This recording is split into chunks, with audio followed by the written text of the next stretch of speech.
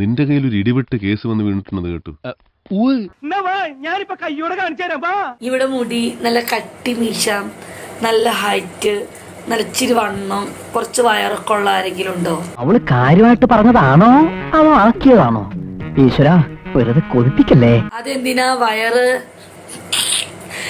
വേണം. വയറിലിങ്ങനെ കുത്തി കുത്തി കളിക്കാൻ. ഓ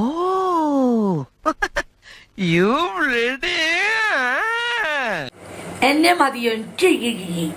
വല്ല കാര്യമുണ്ടോ? എന്തിനാണ് ഇങ്ങനെ ഇല്ലാന്ന് നടക്കണേ? ഇപ്പൊ ഹോൾഡേറ്റിന് ഇഷ്ടമാണെന്നുണ്ടെങ്കിൽ നാളെ തന്നെ ചിലപ്പോ എന്റെ ബോയ് ഫ്രണ്ട് ഹോൾഡേറ്റിനായിരിക്കും.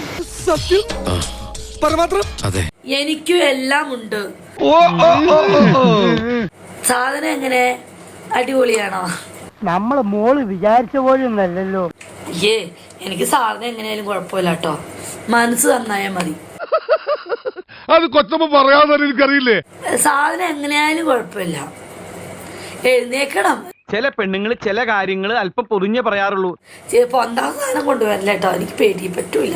പൊങ്ങണില്ല ചേട്ടാ, പൊങ്ങണില്ല എന്നുള്ളത് ഇങ്ങനെ വിളിച്ചു പറയണ്ട. അല്ലെങ്കിൽ ആ പൊടിയും കൊണ്ട് വേറെ അടുത്ത് പോയിക്കളയും, പിന്നെ കിടന്ന് കരഞ്ഞിട്ട് കാര്യമില്ല. പൊന്താത്ത സാധനം വന്ന് എനിക്ക് പൊന്തിക്കാണ്ട് എപ്പോഴും പൊന്തിക്കാനേ നേരം ഉണ്ടാവുള്ളൂ. ഇവള് പറഞ്ഞതിലും കാര്യമുണ്ട്.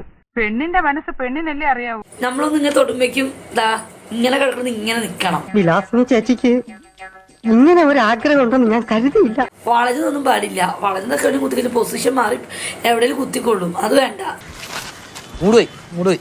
അതൊക്കെ ഒന്ന് നോക്കിക്കോ എല്ലാരും, താഴെ കുഞ്ഞെന്ന് വളവൊക്കെ ഉണ്ട്. എന്നിട്ട് മതി എന്റെ അടുത്ത്, എന്നിട്ടൊക്കെ ഉള്ളു ബോയ് ഫ്രണ്ടിനെ വെക്കല്. എന്താ ആ പ്രതീക്ഷയും തകർന്നു. അല്ലേ ചേ, ഇടക്ക് തലേണയും വെക്കണം. എന്ത് കാര്യത്തിനാണത്? ഒരു സുഖം. തലേണ എന്തിനാ? തലേണ ഉണ്ടെങ്കിലല്ലേ സുഖമുള്ളൂ. കൊതിപ്പിക്കല്ലേ ഭഗവാനെ.